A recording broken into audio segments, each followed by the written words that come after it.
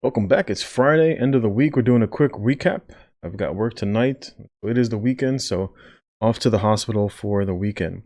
This is basically the recap. As you can see, we've hit 86,000 in the account, up almost 23,000. We had a pretty decent day, up 0.5%. Nothing fantastic, but doing fairly well for the week. Looking at the Dow, for the week, as you can see, for the day, we were up 0.6. And of course, we were up 0.54, so just slightly underperforming, and it was primarily because of Peloton. So I'm basically scaling and adding into Peloton. I have added more. I've added about another 1,000 or so to Peloton, and the idea is to buy it through this hard correction where they've had recalls for their treadmill. But I do think, obviously looking at their information, they do have an increase in the number of subscriptions. And so we're basically buying it as we're seeing a hard pullback on the news. So we see a lot of sell volume coming in right here. And typically when I see large volume like this, eventually we will end up seeing a turnaround, just very similar to here where you can see huge spikes in volume, but this course is going to the upside. So we're seeing a lot of dumping of the positions. And of course, as you can see, we're trading below the 200-day moving average. So this all kind of fits into the narrative of why the stock is going down. We do, trading below the 200-day from a technical standpoint. Again, we broke through the $100. And as you can see, looking at that, you can see it right here, here, basically all through here. And then finally, we see a breakdown. And that's why I bought it as close to the average to see if we were going to have a little bit of a bounce, but we have breached to the downside, so we could see a retest of $70, which is basically where our next major resistance. There was a little bit of resistance right here at 80, but for the most part, I'm looking to buy between like 80 and 70s, which is why I bought close to the open. I bought another 700 at the open, and then I bought another at the I bought another 250 at the close. And then the previous day I had bought 7. Excuse me, I bought 250 today, 250 at the close, and then 700 yesterday on the decline. And so that's basically I'm scaling into Peloton over probably till at least the end of the year. We'll see how that goes. But as you can see, let's just go ahead to the chart. For the day, up 462, and for the week we were up 1,600. So despite a lot of choppiness in the market, we did fairly well. And again, like I said previously, we are still holding on to stocks like, for example, ExxonMobil retesting highs again as the country starts to open up. And I've said this in multiple videos, that as the country starts to open up, oil production will remain low. The narrative, of course, is inflation, right? And so we're seeing not a lot of oil production, basically just so that these companies can earn oil. And so our next area, and like I said before, 56 was a major point where you basically had a hole through quite a bit of the choppiness. And now we're seeing a retest of the previous highs, right? And that's right here in this little area where we saw resistance on the downside. And so that's why we experienced that resistance on the initial move to the upside. And now, of course, we're trading higher. So you had to be able to hold. The real resistance is going to be right here at $65. It's got a multi-point. This is basically before falling off over as a result of the pandemic. You can see where we hit here, and for the most part where we kind of meandered, and then you saw a little bit of a retest. You can see that right here within this green candlestick right here, right? So we finally slowly breached. You see movement to the upside, and then the stock moves down. It bases at around $60. It tries to retest for those 65, but miserably falls short, and then continues to move down. So that's where we'll look for resistance at about $65, and we'll see where it goes from there, especially through the summer where there might be more activity. You might see people more, might see more people traveling. You might see people driving. And of course, gas prices are going higher. So we want to basically hold on to this unless we get a retest and a break of 56. So if you're looking for possible outs, if you were looking to get out and you saw a little bit of resistance at 65s and you want to take profit, that's where I might take profit. Or I just might hold. Basically, what I'm doing for this position and for Wells Fargo, which we'll touch on briefly, is basically looking for a price to make these stocks free. And so looking at, let's go to ExxonMobil, which is basically our number one holding. As you can see right here, we're up almost 2,000 on this position. We only put in 32.35, and we're basically looking to make the rest of these shares free, but that's at a pretty high price. Right, so we're in at an average of 39.55, currently sitting at 62.42. So we really couldn't take half of the shares off of the market until we hit roughly about $80 in this stock. Who knows if we will? We'll have to wait and see. But if we do get to a point where I do think the stock is going to fall to the downside, I will make as many of the shares in essence free. So I'll take all of my initial investment, which would be 32.50, and then basically let the rest ride, so that now the shares that I'm holding are basically free shares and I can earn money, right? Because it does pay a dividend, as you can see right there. Currently almost a 5.5 dividend. It pays 87 cents a share. So basically whatever I am left with is basically how many shares I will hold over, and we'll just take a quick look. How many shares would that be at a current price? So if I had, what was it, 32.50? Take a quick look. Yeah, 32.50, and then we'll divide that by the current share price, and we'll just say if I were to get out now at 62, let's just make, 32.50 divided by 62, let's just say 62.5. So I would end up selling 52 shares, and then the remaining 30 shares would in essence be free, right? And so those shares would then pay me, was it 30 shares times, was it 0.62, right? So every quarter I would earn $18.60 for free every quarter, and these shares are basically free. If they continue to rise, then that's great. I'll have capital gains on them, and that's just basically so that I can take that money out and then maybe move it into something else that either pays a better dividend and has the opportunity for capital gains, so I can make those shares free. Almost at the 23,000 we've earned so far. 17.82 in dividends. We've earned almost $51 in dividends for the week. And so basically, again, touching on Wells Fargo, we've been holding Wells Fargo for quite some time. I've already taken roughly about 900. It was about 21 shares already in profits that we sold at 43. As you can see, we're long from 25.63. We'll take a look at Wells Fargo. I spoke extensively over Wells Fargo that 44 was our base. The stock meandered back and forth, and now we're seeing a move to the upside. Our next area of major resistance is going to be at $50, right? So we could make half of these shares free, right? We've got almost 100 shares. If this stock were to hit $51, we could basically sell half of this position and have the remaining 25 or so shares basically be free, and then move out that money. As you can see, we've currently invested $25.51 and we are up $23.90. Of course, we already have taken 21 shares off of the market at 43 and change. That's basically most of the stocks that I'm looking at. We're going to touch again. I spoke extensively about food stocks, right? So stocks, for example, like Kroger, we've seen Kroger making sharp moves to the upside. KHC breaking 52-week highs, right? I had over 100 shares. Unfortunately, I did get, in essence, stopped out because I had sold that call at 41.50s, and I sold that call for $62. So in essence, I've made about almost $400, and not including the previous call that I was in the money on. So roughly, I've made on the 4,000 that we put in, I made 10%. Over the past, I've been holding this for about a month, so it's not a bad game. And then I'm still holding KHC here in my other account. You can see it right here. Currently invested 2,900, and we're up 255. It's up to 31.65 so far.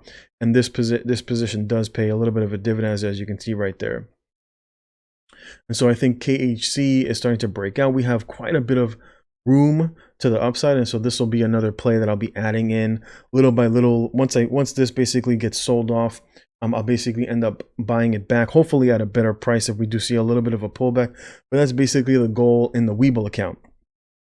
And so another one I talked about again was commodities, which is why I purchased Rio, and I got out of Exxon Steel. Also, if you haven't followed me, here, you're welcome to give me a follow. I did tweet out earlier that I was going to be positioning into stocks like VIR, CHPT, which is ChargePoint, NEO, Chegg, Chewy, CCJ, Norwegian, Redfin. Again, buying more Peloton, and I would not be buying. I might buy Disney because I'm seeing it's basing at its current price. But basically, these are some of the stocks that I'm basically interested in. So you can follow me here on Twitter, because I do tweet out a lot of positions. Sometimes I don't have time during the week to make a video, and so I'll just basically tweet some of this information out. So if you're looking to buy stocks that I'm interested in, or keep your eye on some of these positions, feel free to give me a follow. I'll put the link in the title, or I'll put the link down in the description. And so again, Wells Fargo buying, I'm going to be averaging more into Peloton. Currently I'm at 3,500. I am down because of the move to the downside. As you can see, I am holding Kroger, and then like I said, I did make some small purchases in these stocks. VIR, Microsoft, basically adding back in Redfin, Norwegian, and so these are some of the stocks that I'm interested in, as well as my tech plays. I added 500 here to stocks like Roblox, CHPT, Chegg, NEO, Chewy, and Square. And so looking back over here, so we're talking a little bit more, again, like I said before, my position in X was just basically looking to get out. I got out on this candlestick on the day before, I believe, at like 26 and something. And of course, it did move to the higher, but I am still holding stocks like, for example, Rio. And it's because minerals, copper, uranium, etc., are moving to the upside. And so basically Rio, we bought down here at 77 on that nice big pullback, and we're currently up a little bit over 20%. You can see my Rio position. I bought a little bit. I had purchased, I think, 2,500 initially. Yes, I bought 2,500 of Rio, and you can see currently we're up 520 on that particular play, and we'll see where Rio is going to go from here on out. X I had already sold out of once it moved up. I had bought X. I think I had an average of like $1,300 worth at about 21.80, and then I ended up selling that around 26 and change, I believe. So we'll basically see if Rio looking like it's breaking out, making 52-week highs on the stock. And so we'll see if we're going to hit 100 on this particular play, but it does pay a decent dividend currently at about 5%, but we're really holding on to this most likely just for the capital gains. Let's see, what else was I buying? I did buy more of two, and that's just basically for real estate. Pays a really good dividend, and I bought it on the pullback. I'm going to talk a little bit about GlaxoSmithKline, and I'm going to leave these two articles here that you can take a look at. GlaxoSmithKline is getting involved with VIR, which is a biotech company, and it's basically for making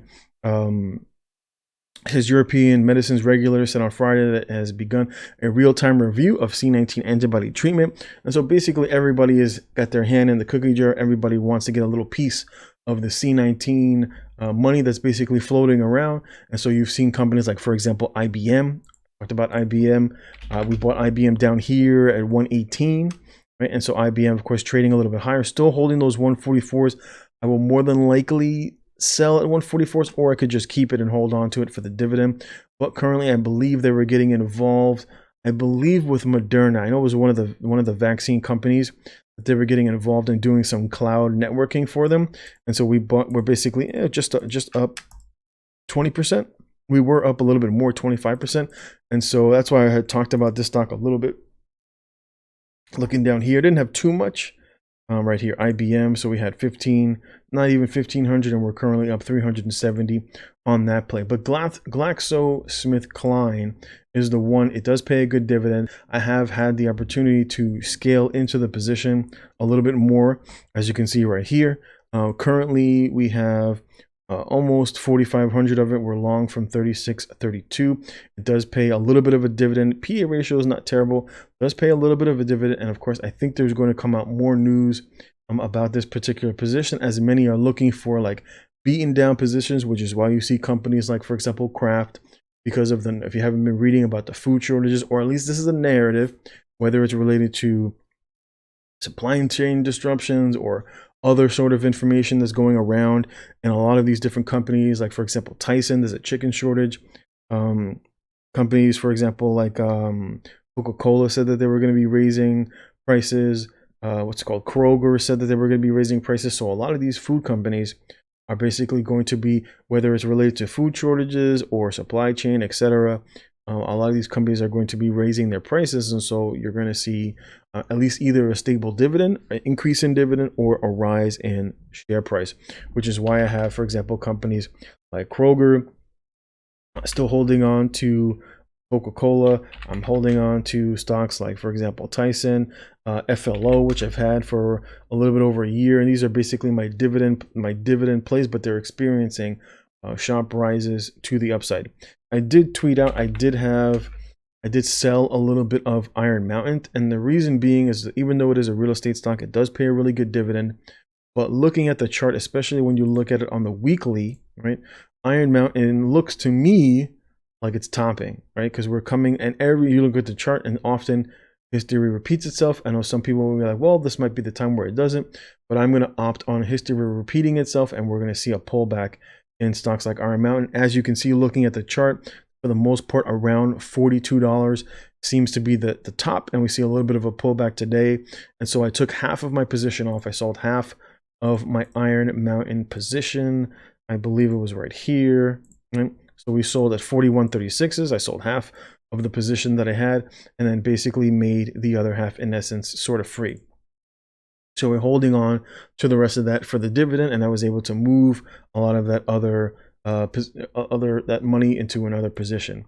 I'm going to touch real quick on, I had tweeted out and spoke about MO, right?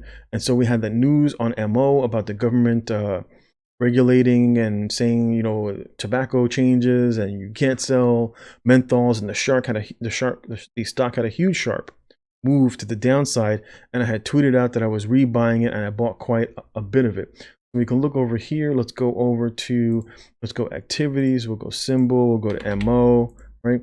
And so I had talked about selling a stake in the position. I had sold 1,500 shares at 52.50 before the pullback, right?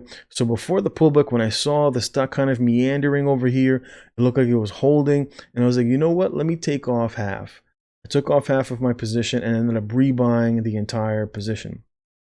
So you can see right here, I sold $1,500 worth, and then I've been buying it. You can see right here, if this is the sell, and you can see I bought 1,500, I bought another 5, I bought another 250, I bought 800, and then I bought another 250.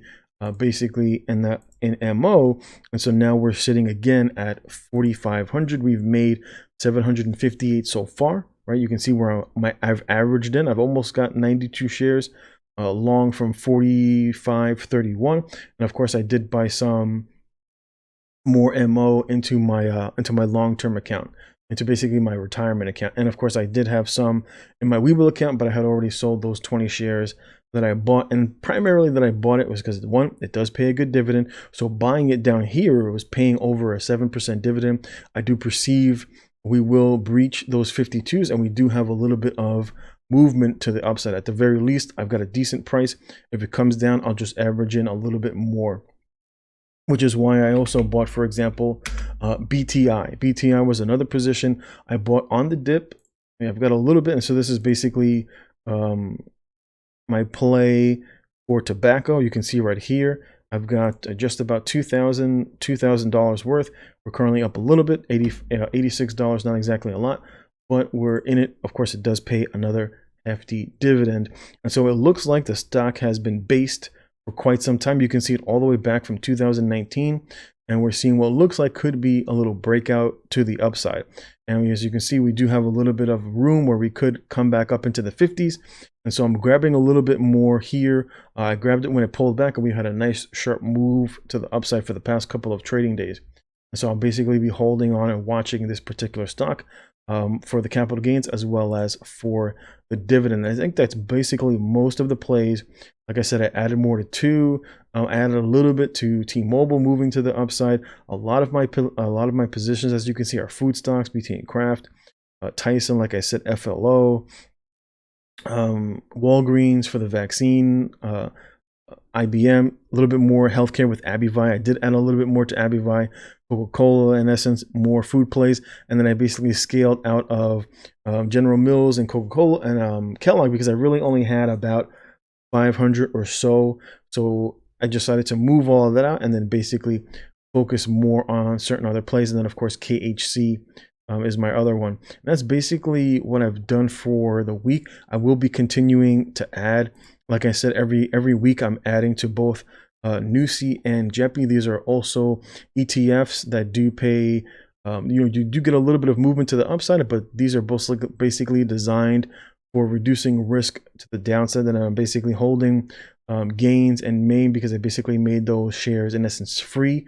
As you can see, we're still up 1965. I basically sold half of my position. I had over 500 shares of gain. So I basically took most of the profit out of this position. And I'm basically holding on to these shares because they pay a monthly dividend.